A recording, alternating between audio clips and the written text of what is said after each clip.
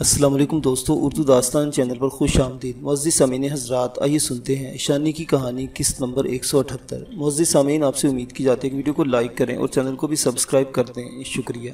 رستم نے کلاشنکوف سے 2-3 طویل برس چلائے۔ قریب آنے والے مسلح افراد پھر فاصلے پر جاتے ہوئے محسوس ہوئے۔ یہ مزاحمت انہیں سمجھا رہی تھی کہ رستم سیال محصور ہونے کے باوجود ترنے والا نہیں ہے، وہ آسانی سے جان نہیں ہارے گا۔ ایک بار پھر چاروں طرف خاموشی چھا گئی، مگر شانی جانتی تھی کہ اس خاموش تاریکی میں موت کے بیسیوں اور کاریں موجود ہیں۔ اس نے ایک بار پھر اپنا سر رستم کے شانے سے ٹکا دیا۔ رستم نے دیوار سے ٹیک لگا رکھی تھی۔ چاند کی مدھم روشنی اب کھو کے اندر پہنچنے لگی تھی۔ سامنے کھو کی چھت سے قطرہ قطرہ ٹپکنے والا پانی ایک ملائم سیاہ پتھر پر گر رہا تھا۔ یہ قطرہ 2-4 دن سے نہیں گر رہا تھا، نہ ہی 2-4 سالوں سے، یہ شاید 2-4 صدیوں سے گر رہا تھا، یا پھر انگن زمانوں سے۔ نیچے سیاہ پتھر میں ایک سوراخ نمودار ہو گیا تھا۔ رستم نے کھوئے کو نحیف لہجے میں کہا، شانی آپ دیکھ رہی ہیں، پتھر پر پانی بھی مسلسل گرتا رہے تو آر پار ہو جاتا ہے، لیکن کچھ لوگ سنگلاخ پتھروں سے بھی بڑھ کر سخت ہوتے ہیں، ان پر انگن زمانوں کی محبت اور مہربانی بھی کوئی اثر نہیں چھوڑتی۔ یہ شخص جو بھی اسپیکر پر اپنے منہ سے شعلے نکال رہا تھا، یہ بھی انہی لوگوں میں سے ہے۔ شانی سمجھ گئی کہ رستم کا اشارہ ریاض کی طرف ہے۔ رستم بات جاری رکھتے بولا، شانی آپ کے سینے میں بڑا محبت کرنے والا نرم دل ہے، آپ ہر چیز میں اچھائی تلاش کرتی ہیں، لیکن کچھ چیزیں ایسی ہوتی ہیں جن میں سے آپ جیسے لوگ بھی اچھائی نہیں ڈھونڈ سکتے۔ مجھے پتا ہے شانی، آپ ہر موڑ پر ریاض پر احسان کرتی رہی ہیں، آپ نے اس کی فطرت کو بدلنے کی اپنی طرف سے ہر کوشش کی ہے۔ مجھے پتا ہے شانی، آپ نے ریاض کو بدلنے کی اچھی نیت کے ساتھ مجھ سے بہت کچھ چھپایا ہے۔ آپ کیا کہنا چاہتے ہیں؟ وہی جو آپ بھی اچھی طرح جانتی ہیں، اس نے کہا، پھر ذرا توقع سے بولا، جب میں نے ریاض کے بھتیجے طفیل کو چھوڑنے کے لیے گیا تھا، اسے چھوڑنے سے پہلے ہی آپ ناصر جہانگیر کے پاس واپس آ چکی تھی، مگر آپ نے مجھ سے یہ خبر چھپائی۔ آپ نہیں چاہتی تھی کہ طفیل قید رہے اور ریاض کے اندر چلتا ہوا بھامڑ اور اونچا ہوتا جائے۔ شانی چپ رہی، وہ کہہ بھی کیا سکتی تھی۔ رستم نے اپنے شدید زخمی پہلو کو دباتے ہوئے کہا، اور شانی، مجھے یہ بھی معلوم ہے کہ آپ کی قریبی سہیلی سکینہ مر چکی ہے، اسے تکلیفیں دے دے کر مارنے والا یہی ریاض حرامی تھا۔ آپ نے بات مجھ سے چھپائی، صرف اس لیے کہ شاید اس طرح ریاض کے دل میں کسی طرح کی کوئی نرمی پیدا ہو جائے۔ میں غلط تو نہیں کہہ رہا؟ نہیں رستم، شانی نے گردن جھکائے سسکی، اور مجھے یہ بھی پتا ہے شانی کہ آپ نے ڈیفینس میں ریاض کی بیوی اور بچے کی جان بچانے کی اپنی جان داؤ پر لگا دی۔ آپ نے شدید خطرہ مول لیا اور زخمی بھی ہوئی، آپ کی انگلیوں سے ابھی تک خون رستہ ہے۔ آپ نے ہر موڑ پر ریاض کو دعائیں دی، اور شانی اس کے کرتوتوں پر پردہ ڈالنے کی کوشش کی ہے، صرف اس لیے کہ شاید وہ بدل جائے۔ مجھ سے وہ جیپ والا واقعہ بھی چھپا ہوا نہیں ہے۔ شانی اشبار سوالیہ نظروں سے رستم کو دیکھنے لگی۔ وہ اپنی بات جاری رکھتے بولا، جب یہ حرامزادہ آپ کو گجرانوالہ سے بڑے ڈیرے کی طرف لا رہا تھا اور تایا معصوم بھی ساتھ تھے، اس نے جیب میں آپ کے کپڑے پھاڑ دیے تھے، سب کے سامنے۔ شانی چپ رہی۔ رستم کی معلومات پر اسے حیرانی ہو رہی تھی۔ اس نے نہ جانے کون کون سی باتیں پیٹ میں ڈال رکھی تھی۔ اس کی بے پناہ برداشت کا شانی کو اعتراف تھا۔ وہ ایک طویل سانس لے کر بولا، شانی، یہ 2-4 واقعے نہیں، درجنوں ہیں۔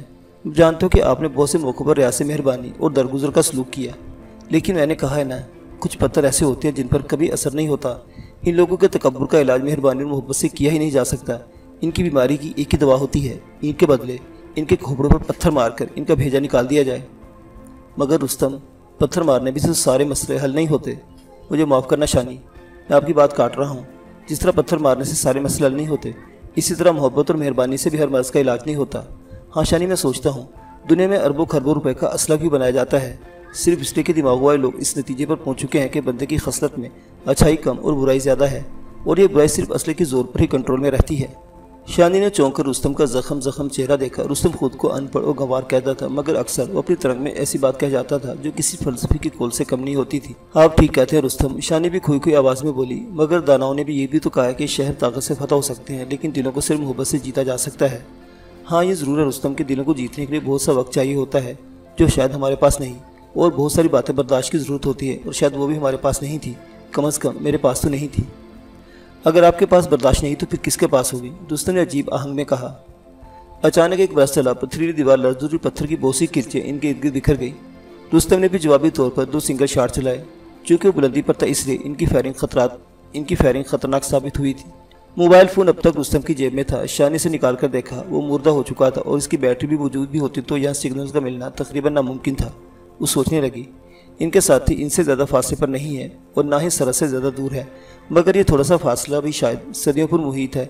ایک بار پھر اس کا دھیان ڈپٹی ریاض کی طرف چلا گیا۔ رستم کے الفاظ شانی کے کانوں میں گونجنے لگے، یہ وہ پتھر ہے جس پر کبھی اثر نہیں کرتا، اثر کر ہی نہیں سکتا۔ وہ سوچنے لگی، کیا واقعی کچھ لوگ بدترین مٹی سے بنے ہوتے ہیں؟ رستم کی یہ بات حقیقت تھی کہ شانی نے ہر موڑ پر ریاض کی بے پناہ نفرتوں کا جواب بے پناہ برداشت اور سلوجوئی دینے کی کوشش کی تھی، اور اپنے دل میں یہ امید پالی تھی کہ شاید یہ شخص بھی اتنا برا نہ رہے جتنا ہے۔ बल्कि शानी के दिल की किसी गोशी में अब भी चंद घंटे पहले तक ये आस मौजूद थी। अचानक एक जोरदार धमाका हुआ। यह धमाका खो से फकत 40-50 मीटर की दूरी पर हुआ था। ओ खुदाए, मुझे लगता है कि बारूदी सुरंग है, रुस्तम ने कहा। मगर बारूदी सुरंग कहाँ से आई? क्या कहा जा सकता है? हो सकता है किसी ने यहाँ पहले से दबा रखी हो, रुस्तम ने कराते हुए कहा। बारूदी सुरंग फटने के कुछ देर बाद मुसल्लह अफराद का घेरा फैलता हुआ महसूस हुआ, जो बतदरीज तंग होता जा रहा था। शानी ने वाज़ेह तौर पर महसूस किया कि वो आवाज़ें जो पहले करीब आ रही थी अब फासले पर चली गई हैं। इस वाक़े को क्या कहा जा सकता था? शायद कुदरत की तरफ से इनको थोड़ी सी मज़ीद मोहलत दी गई थी, लेकिन कब तक? आखिर कब तक? शानी ने बेहद दुख से सोचा। रुस्तम, इस खो में आगे बढ़ने की कोशिश करें, हो सकता है कोई रास्ता निकल आए। शानी रुस्तम में इस मौजू पर चंद फिक्रों का तबादला हुआ और फिर वो बड़ी खामोशी से आगे बढ़ने के लिए तैयार हो गए। पोज छोड़ने से पहले रुस्तम ने चंद आखिरी फायर किए और शानी के साथ खो में आगे बढ़ने लगा। इसे चलने में सख्त दुश्वारी पेश आ रही थी। हर 30-40 कदम पर शानी से कहती, रुक जाएं, ज़रा सांस लें। वो किसी मामूली तरह रुक जाता और शानी के सहारे बैठ जाता। इनके दिल में ये आस मौजूद कि शायद ये खोई ने किसी तरफ से रास्ता दे दे, मगर ये आस तादेर कायम नहीं रही। तकरीबन निस्फ फरलांग चलने के बाद खो बंद हो गई। खो के आखिरी सिरे पर भी एक वहशी शिकस्ता पोस्ट मौजूद थी, जिससे भी छोड़कर आए थे। दीवारों से जाले लगे हुए तो 2-4 चमगादड़ों की मौजूदगी भी साबित हुई। खबर नहीं ये कैसी जगह थी और किन लोगों ने किस मकसद के लिए इस्तेमाल की थी। टार्च की रोशनी एक दीवार पर पड़ी तो यहाँ रोगन से चंद नारे लिखे नजर आए। ये रूसी फौजियों के खिलाफ थे। रुस्तम के सारे ही जख्मों के मुंह जैसे खुल गए। इसकी नकाहत बढ़ती जा रही थी। शानी ने एक बार फिर अपनी चादर फाड़ी। ये क्या कर रही हैं? वो कमज़ोर आवाज़ में कहा। आपकी टांग पर पट्टी बांध दूँ? ये भी 2 मिनट में भीग जाएगी। रुस्तम ने इसे रोक दिया। इसकी आवाज़ अटक रही थी। रुस्तम, मैं आपकी टांग का क्या करूँ? मुझे लगता है कि आपका सारा खून इस जख्म के रास्ते निकल जाएगा। वो दिलदोज आवाज़ में बोली। इस खून ने तो अब वैसे भी तो निकल ही जाना है शानी, ऐसा मत कहें। इसने रुस्तम को खूंच का शाना चूमा। हकीकत को मान लेना चाहिए शानी। इसकी आवाज़ जैसे किसी गहरे कुएं से आ रही थी। शानी ने भी आंखें बंद कर ली। इसका गुनूदगी भरा ज़हन बंद आंखों के साथ एक तस्वुराती मंजर देखने लगा। इसे लगा जैसे यहाँ से कुछ फासले पर इन पहाड़ों के पार एक घर में नासिर, जहांगीर, जरी, नज़ीर और पहलवान मौजूद है और रुस्तम और शानी की राह देख रहे हैं। इन राह देखने वालों में इसका मुन्ना भी शामिल है। पहलवान इसे रंगवाली से यहाँ ले आया है। अपने तोतली जुबान में पहलवान से पूछ रहा है, अंकल, मेरी चाची जल्दी आ जाएंगी? शानी ने तसव्वुर में इसका माथा चूमा और धीरे धीरे में बोली, मौत और ज़िंदगी के दरमियान हूँ मेरे मुन्ने, कुछ कह नहीं सकती, ना आ सकी तो माफ़ कर देना। रुस्तम के पास अब आखिरी दस्ती बम था। ये शायद इसने किसी खास वक्त के लिए संभाल रखा था। गोलियों की तादाद भी बहुत थोड़ी रह गई थी। 24 गोलियों वाला एक लोडेड मैगजीन था। इसके अलावा 10-15 गोलियाँ थैले में थी। रुस्तम इनको बड़ी कफ़ायत से इस्तेमाल कर रहा था। पिस्टल में सिर्फ 2 या 3 गोलियाँ बाकी थी। जिस जगह रुस्तम बैठा था वहाँ काफ़ी खून जमा हो गया था। रुस्तम ही का खून था, इसके जिस्म के मुख्तलिफ हिस्सों से निकला था। अचानक शानी ने देखा कि रुस्तम अपने कलाशनकोव को ज़ोर ज़ोर से झटके दे रहा है। फिर इसने कलाशनकोव के बैरल को 2-3 बार ज़मीन पर मारा। क्या हुआ रुस्तम? ये काम नहीं कर रही, लगता है ये भी साथ छोड़ गई। वो बड़े करब से बोला। इसने बैरल का रुख छत की तरफ करके 3-4 बार ट्रैगर दबाया, मगर ट्रैगर बुलेट को हैमर करने के बजाय आज़ादाना हरकत कर रहा था। रुस्तम ने मैगजीन हटाकर 2-3 बार दोबारा अटैच किया, मुख्तलिफ कुलपुर्जों को हरकत दी, मगर कलाशनकोव खामोश हो चुकी थी। जब रुस्तम खो की तरफ से आते हुए बुलंदी से लड़खड़ाया था तो कलाशनकोव बुरी तरह पत्थर से टकराई थी। शायद इसमें नक्स पैदा हुआ था जो अब नुमाया होकर जाहिर हो गया था। रुस्तम के लिए ये एक शदीद धचका था। वो एकदम गुमसुम सा हो गया। वो गोलियां जो तक बचा बचा कर रख रहा था एकदम बेकार हो गई थी। इनकी हकीकत खो के कंकरों से ज़्यादा नहीं थी। रुस्तम कुछ देर मजीद कलाशनकोव से बचता रहा। इसने अजीब बेपरवाही से इसे एक तरफ रख दिया और अब इसके पास पिस्टल था जिसमें फ़कत 3 गोलियाँ थी और एक दस्ती बम था। और ये बम भी ऐसा तैयार नहीं था जो मौत के बढ़ते हुए हरकारों को तादेर इनसे दूर रख सकता। और मौत के हरकारे नज़र नहीं आ रहे थे लेकिन मौजूद थे। यहाँ से तकरीबन इस फरलांग की दूरी पर दहाने से आगे पहाड़ियों में, झाड़ियों में और पत्थरों के पीछे हर जगह वो तारीकी का हिस्सा बने हुए थे। इनकी सर्च लायक जासूस कुत्ते और आशिया हथियार इनको जगह जगह मुकम्मल तौर पर घिरे हुए थे। डिप्टी रियाज शायद एक बार फिर मेगाफोन पर कुछ बोल रहा था। इसकी बहुत मध्यम आवाज़ दहाने तक तो पहुँच रही थी, मगर रुस्तम और शानी इस नई पनाहगाह तक नहीं पहुँच रही थी। इसके अनाउंसमेंट से पता चलता था कि रुस्तम और शानी को अभी तक दहाने वाली पनाहगाह में समझ रहा है। खून की कमी के सबब रुस्तम का गला खुश्क होने लगा। इसे पानी की शदीद तलब थी, मगर पानी आ नहीं था। शानी भी शदीद प्यास महसूस कर रही थी। ताहम रुस्तम की तकलीफों ने और हालात की संगीनी से सब कुछ भुला दिया था। वो एक बंद खो की शिकस्ता पनाहगाह में थे और अपनी तरफ से निकलती मौत की परछाइयाँ देख रहे थे।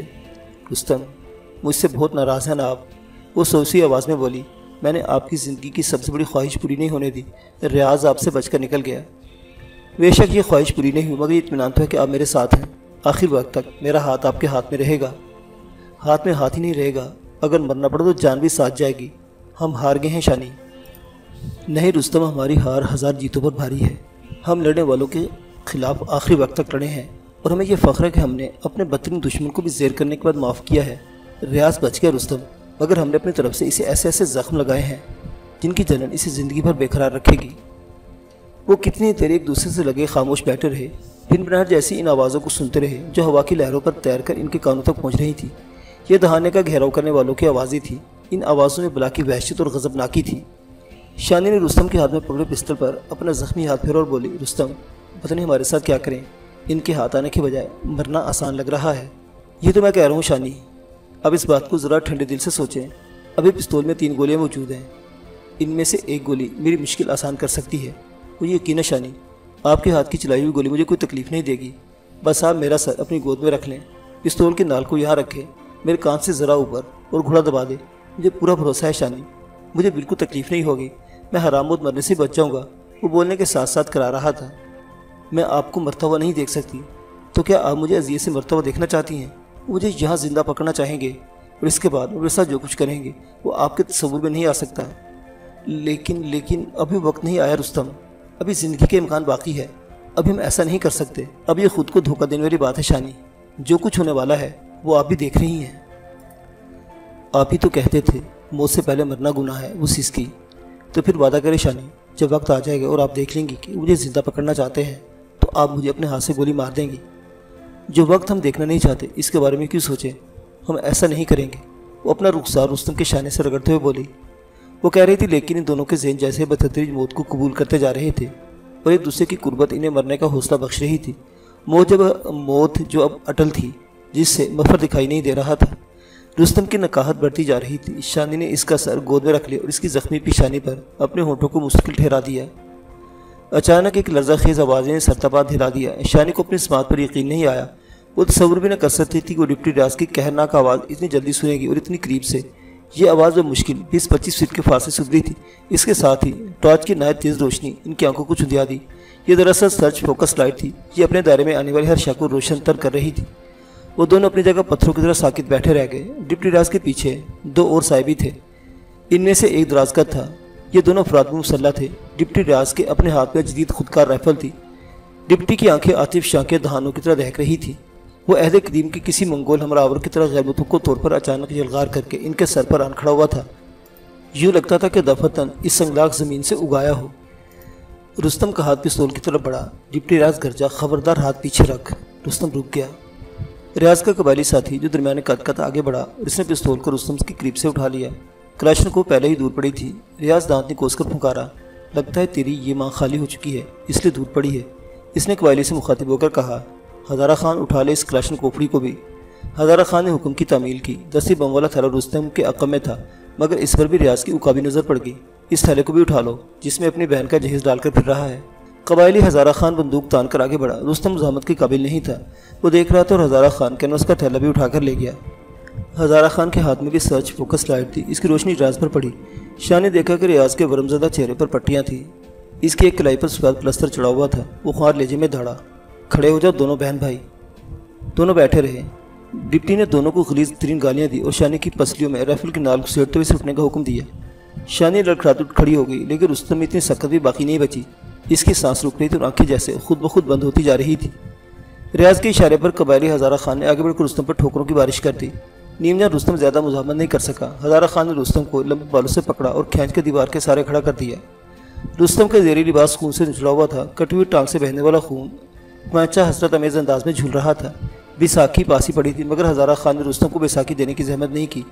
ریاض کے حکم پر اس نے بیساکھی کو دیوار سے ٹکرا کر توڑا اور دور پھینک دیا۔ ٹارچوں کی روشنی میں شانی سر جھکائے کھڑی تھی۔ رستم بھی کھڑا تھا، جو لگتا تھا کہ اسے سوچے سمجھ اور بولنے کی ذمہ داری شانی پر ڈال دی ہے۔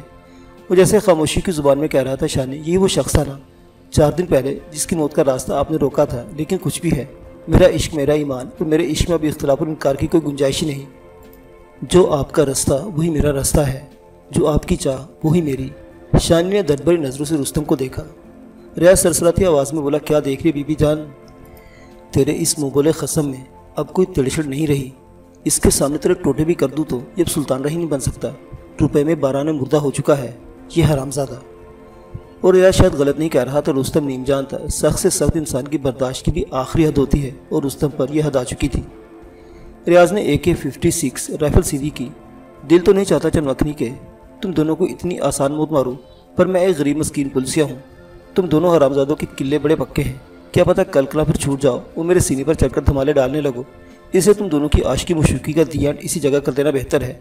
फिर वो हज़ारा खान से मुखातिब होकर बोला, क्यों भाई हज़ारा खान, कर दूँ ना दी एंड, बजा दूँ ना कौमी तराना? बिल्कुल रियाज साहब, अब देर किस बात की है, मारो फैरो लंबा कर दो कंजरी को और इसके कंजर यार को, बेहतर है इनके पेट में गोलियां मारो। 10-15 मिनट तड़प फुड़क तो दिखाएंगे। रियाज फुकारा, क्या ख्याल है हीर सियाल, पहले अपने ढेड़ में तू गोली खाएगी या तेरा ये बहनखोर यार? रियाज तूने जो भी करना है जल्दी कर दे, शानी सिसकी और अच्छा है कि पहले मुझे मार दे। हाय ओए मुहब्बता, कुर्बान जाऊँ इस भूडी आशिकी के। रियाज ने जहर उगला और राइफल की गोली इस तरह चली कि रुस्तम और शानी के दरमियान से गुजरकर दीवार में लगी। वो दोनों महफूज साकित खड़े रहे। रियाज एकदम तैश से बेकाबू को रुस्तम पर पिल पड़ा। वो राइफल के कुंदे से रुस्तम को अंधाधुंध मारने लगा। नीमजान रुस्तम ने मुजाहमत की, मगर ये मुजाहमत चढ़े हुए दरिया में तिनके की तरह बह गई। वो मजीद जख्मी होकर गिर गया। शानी तड़प कर रुस्तम और रियाज के दरमियान आ गई। रियाज शानी को धकेलता हुआ एक बार फिर दूर जा खड़ा हुआ। वो एकदम आतिशफशां हो गया था। वो खौफनाक आहंग में गरजा, खड़े हो जाओ दोनों। शानी खड़ी हो गई मगर रुस्तम दोबारा नहीं उठ सका। वो वहीं खाको खून में लुथरा पड़ा रहा। इसे ज़मीन बोझ देखकर शानी भी बैठ गई। इसने रुस्तम को बाहों में भर लिया। रियाज चिंगाड़ा, हरामजादी क्या समझती थी तू, मैं तेरी नेक पर भी नहीं और तेरी मीठी चुरी से हलाल हो जाऊंगा? तू फटे कुटनी, माँ की तरह फटे कुटनी थी है। तेरी आजिज़ी मस्किनी, तेरी लोलू पोपू बातें, ये सब कुछ गंदा नाटक है। तेरी जैसी गंदी नाली की केलियाँ ऊंची कुर्सियों पर चढ़ने के लिए ऐसे ही मोमन मोलवानियाँ बनती हैं। ये कोई नई साइंस ईजाद नहीं की तूने, ये बड़ा टोना टोंका है। और मैंने कहा था ना, मैं तू जैसी कच्ची जादूगरनियों को अपने पेशाब की धार में बहा देता हूँ, कहा था ना मैंने। शानी सर झुका बैठी रही, आंसू भी साथ नहीं दे रहे थे। इसने AK-56 राइफल की नाल शानी की तरफ सीधी कर चिंगाड़ा, मरने से पहले अपनी ज़ुबान से इकरार करके तू फटे कुटनी है, बहरूपन है। तेरी नज़र MNA की कुर्सी पर और इससे भी आगे थी। तू उस डाकू के साथ बगैर निकाह के सोती थी। तेरे पेट में इसकी गुनाह की निशानी है। इकरार कर अपने मुँह से, नहीं तो तुझे ज़िंदगी और मौत के दरमियान लटकाऊंगा। अगर ना लटकाऊँ तो अपने बाप का तुख्म नहीं है, इकरार कर। शानी बस सिसकती रही। रियाज जैसे दीवानगी का शिकार होता जा रहा था। इसका लहजा ही ज़ियानी था और आंखों से चिंगारियाँ छूट रही थी। इसने जेबें टटोल कर एक फुलस्केप सादा कागज़ निकाला। ये कागज़ ने शानी की तरफ फेंका और फाउंटेन पेन शानी के मुंह पर दे मारा। पकड़ ये पेन, पकड़। वो गरजा। शानी ने पेन बाएं हाथ में पकड़ लिया। लिख इस कागज़ पर जो बातें मैं तुझसे कही हैं, लिख, नहीं तो तेरे इस यार को नीचे से काट दूंगा और तुझे ऊपर से बराबर कर दूंगा। लिख हरामजादी, ताकि सनद रहे तेरे ऊपर। शानी सिसकी, मैं नहीं लिख सकती। क्यों? शानी ने अशबार आंखें उठाकर रियाज को देखकर बोली, मेरी उंगलियां जख्मी हैं। रियाज को जैसे झटका सा लगा। यकीनन इसे याद आया होगा कि ये उंगलियां कैसे जख्मी हुई थी और ये भी याद आया होगा कि क्यों भी थी। मगर वो गैज़ व गज़ब का चढ़ा हुआ दरिया था। छोटी मोटी रुकावटें इसका रास्ता कहाँ रोक सकती थी। वो इसी आतिशफशां लहजे में बोला, किसी कुत्ते के भी का कोई एहसान नहीं मुझ पर। सुन रही है तू? कोई एहसान नहीं है। मैंने उतार फेंके बहुत से एहसान। वहाँ तेरी रंगवाली हवेली में तेरा ठरकी बुढ़ा मासूम अली जिंदा है और तेरी वो बदकार फूफी भी अपने हिस्से की 2 जलेबियाँ खा रही है। मैंने तेरा काफ़ी सारा एहसान बराबर कर दिया है। सिर्फ एक जनाजा निकालना है। 2 जनाजे तुझे माफ़ किए हैं। चल लिख, नहीं तो पहली गोली तेरे हाथ पर मारूंगा। शानी ने कोशिश की मगर उंगली से खून रिसने लगा। मुझसे नहीं लिखा जाता। वे बसी की इंतहा को छूकर बोली। इसने शानी को बालों से पकड़ा, झिंझोड़ा ललकारा। अच्छा, अपने मुंह से बोल जो मैंने कहा था। बोल, तू फिटे कुटनी है, बहरूपन है, जादू टोने करती है। बोल, मैं कहता हूँ। इसके लहजे में ही ज़ियान था। रुस्तम के जिस्म में जुम्बश जागी, मगर वो गोश पोश का इंसान था। नातवानी की हद से गुजर चुका था। अब वो दिलो जान से चाहता भी तो काबिल जिक्र मुज़ाहमत नहीं कर सकता था। रियाज के बेपना जबर से मजबूर होकर शानी रियाज के पीछे पीछे बोलने लगी, बोल, मैं फिटे कुटनी हूँ। बोल, मैं बहरूपन हूँ। मैंने सबको धोखा दिया। हाँ, मैंने सबको धोखा दिया। मैंने अपने लोगों को धोखा दिया। हाँ, मैंने दिया। पूरा फिक्रा बोल हरामजादी। मैंने अपने लोगों को धोखा दिया। मैंने इनका पैसा खाया। मैंने अपने लोगों को धोखा दिया। मैंने उनका पैसा खाया। मेरी नज़र MNA की कुर्सी पर थी। मैं अपने लालच और हिरस के लिए अपने लोगों से माफ़ी मांगती हूँ। हाँ, मैं माफ़ी मांगती हूँ। मुझे सब माफ़ कर दें। मैंने जिनको धोखा दिया और जिनको धोखा देने के इरादे रखती थी, मैंने जिनको लूटा, जिनको लूटने के इरादे रखती थी, मुझे सब माफ़ कर दें। और रियाज, तुम भी माफ़ कर दो। वो रोती गई और बोलती चली गई, मैं हाथ जोड़कर सबसे माफ़ी मांगती हूँ और तुमसे भी। बस अब इतना एहसान मुझ पर करो। इसका सर झुक गया। बालों ने बिखर कर इसका चेहरा छुपा लिया। हज़ारा खान के हाथों में छोटा सा टेप रिकॉर्डर था जो इसने बंद कर दिया। ریاض کی آنکھیں بدستور شعلے اگل رہی تھی۔ وہ 2-3 قدم پیچھے ہٹا، اس نے رائفل شانی اور رستم کی طرف سیدھی کی، سیفٹی کیچ ہٹا انگلی ٹریگر پر رکھ دی۔ اس کی انگلی کی ایک حرکت رنگولی کی چھوٹی چودرانی اور وسطی پنجاب کے ڈکیت رستم سیال کو عدم آباد روانہ کر سکتی تھی۔ انگلی ٹریگر پر تھی اور ٹریگر منتظر تھا، اور ٹریگر سے آگے رائفل کا بیرل تھا، اور بیرل سے آگے 2 لوٹے پوٹے جسم تھے، اور انگلی ٹریگر پر حرکت نہیں کر رہی تھی۔ انگلی کیوں حرکت نہیں کر رہی تھی؟ اس کا جواب کسی کے پاس نہیں تھا۔ یہ صدیوں کی بساط پر فیصلے کا لمحہ تھا، اور روز اول سے ایسے حیران کن لمحے آتے ہی رہتے ہیں۔ جب وقت کے طوفانوں میں ظلم اور برداشت ٹکراتے ہیں، جفا اور وفا میں رن پڑتا ہے، خنجر اور گردن کا تصادم ٹھہرتا ہے، تو پھر ایسی ساعتیں آتی ہیں۔ ان ساعتوں میں کچھ ہو جاتا ہے، شیشے کی ضرب سے پتھر ٹوٹ جاتے ہیں، پھول کی پتیوں سے ہیروں کے جگر کٹ جاتے ہیں، اور نازک گردنیں خنجروں کو کند کر دیتی ہیں۔ ہاں ایسا ہوتا ہے، اور پتھروں کو اور ہیروں کے جگر کو تیزدار خنجروں کی خبر ہی نہیں ہوتی کہ یہ انقلاب آفری تبدیلی کب آئی۔ ریاض جیسے پھکارتے شعلے برساتے انسان بھی کبھی کبھی ایسی تبدیلیوں کی زد میں آتے ہیں، ان کو بھی پتہ نہیں چلتا کہ ان کے اندر کب تبدیلیوں کا آغاز ہوا، ان کے اندر کے لات منات کب ٹوٹنا شروع ہوئے، اور ان کے سینے کے نیلے شعلوں کو کب پہم برسنے والی بارشوں نے دھواں کر دیا۔ بے شک یہ حیران کن لمحے تھے۔ ریاض کے AK-56 رائفل تنی ہوئی تھی، چہرہ انگارا تھا اور سانسیں چڑھی ہوئی تھی، مگر رائفل خاموش تھی۔ شانی نے ڈرتے ڈرتے سر اٹھایا، ٹارچ کی تیز روشنی میں ریاض کی پیشانی پر پسینے کی بوندیں تھیں۔ وہ کھڑا کھڑا جیسے پتھر ہو چکا تھا۔ وہ لمحے تھے یا صدیاں تھیں، لیکن وہ جو کچھ بھی تھا بالآخر گزر گیا۔ ایک وحشی چنگاڑ کے ساتھ ریاض نے گولیاں چلائیں۔ اس نے کل 4 فائر کیے۔ یہ چاروں فائر رستم اور شانی کے سروں کے کافی اوپر سے گزرے اور سنگلاخ دیوار پر لگے۔ ہر طرف پتھریلی کرچیاں بکھر گئیں۔ قبائلی ہزارہ خان حیرت سے گونگ تھا اور ریاض کا چہرہ تک رہا تھا۔ ریاض نے رائفل کو گھما کر دیوار پر دے مارا، وہ لڑکتے ہوئے دور جا گری۔ ریاض شانی پر جھپٹا، دیوانگی کے عالمی سے کئی دھوتر رسید کو دھاڑا۔ تو کس مٹی کی بنی ہوئی ہے؟ تو کیا ہے؟ تو کیا ہے؟